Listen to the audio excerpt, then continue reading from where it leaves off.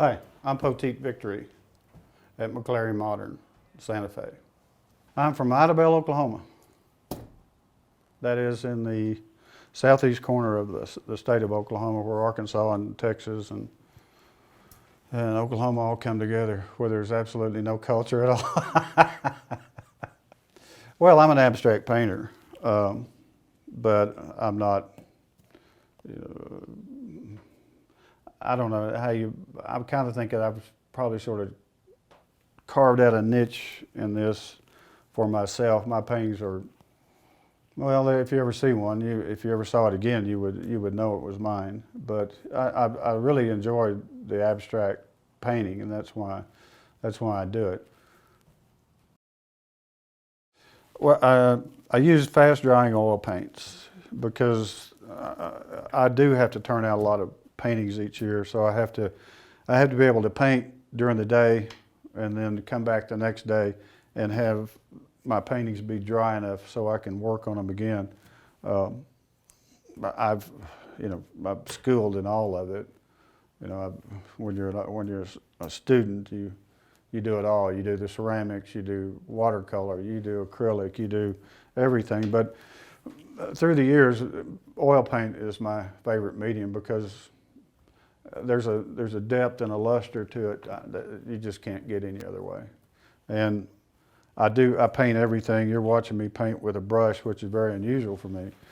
But this is a specific request, so I'm having to do that. But most of the time, I just use this palette knife. I paint everything with that because I really do sculpt a canvas more than I paint it. I work it, sand it down, pile paint on it, move it around. So I really don't even look at it that much as being painting per se. Yeah, my biggest challenge is in a painting is the finish that goes on the top of it. Of course, I'm building this finish. When I first start a canvas, I'm thinking about this finish and keeping it smooth and all this throughout the whole process. Before I even start the finish, it's already starting to get, well, very smooth and shiny. And then what I do on top of it is something I discovered many years ago. I've been trying to perfect for years, and it's something, I mix it myself. You can't go to the art store and buy it. I mix it myself, and this has just all come through trial and error. But I have to be when I'm putting a finish on, my worst enemy is dust. Those little motes that float through the air, and those are we have a battle going on every day. But I managed to get it done though. Well, what inspires my work is, I see all of this in nature. And I do look all the time. I remember when I was a student, hearing the professor say, you have to learn how to see. And I thought, well, hell, I can see. But it's a different type of seeing, shadows and shapes and forms and how they interact. I used to ride the subway in New York and looking at the people sitting and watching like somebody be in a red shirt beside a lady. And I could see that red reflected light off of her on one side, maybe a different color. So you start to see these, and I do see combinations of colors, and I'll see something and I'll think about it for a long time, and then one day, it pops out. But that's basically my inspiration. I don't go into the deep meaning of something. That to me is, that's for somebody else to do. I'm more interested in the beauty of it.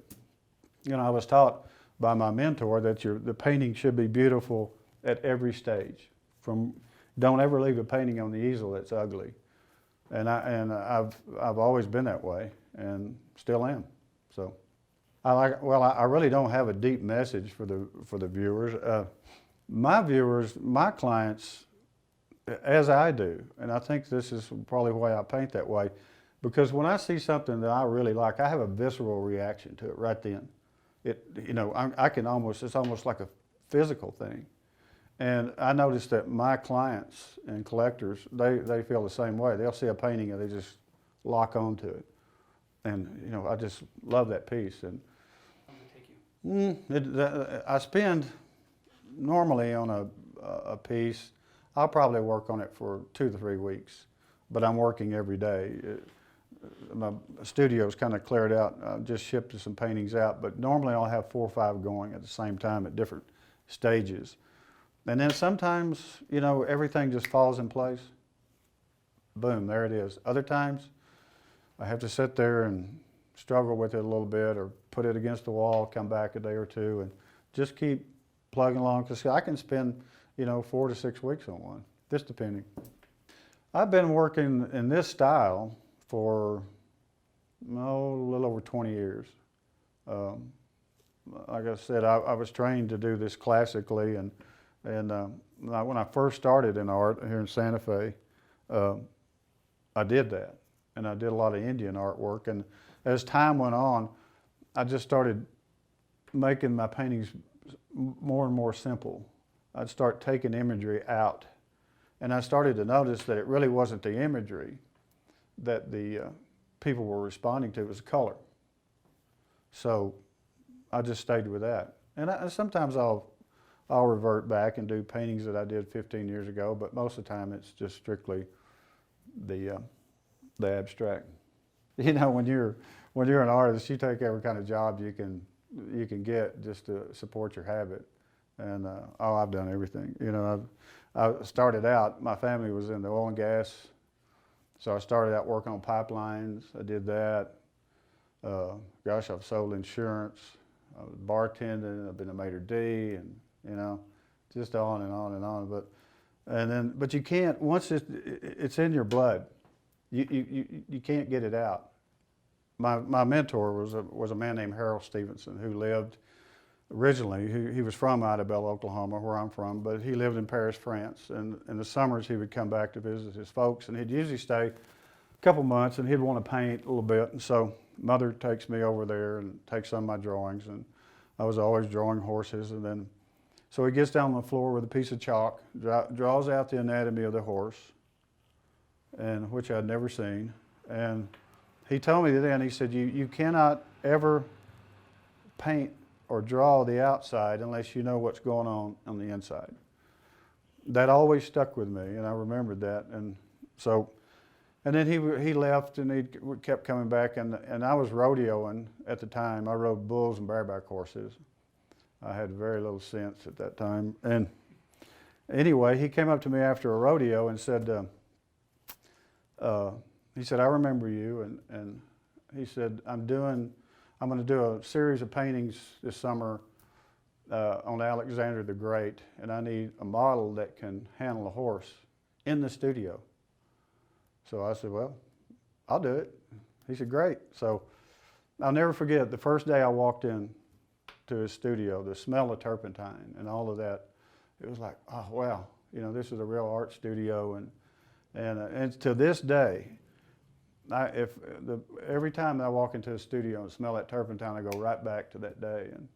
But anyway, I spent that summer with him and watching him do these paintings, and he was talking to me about the philosophy of art and all of this. And so by the end of that summer, I realized that that's what I wanted to do.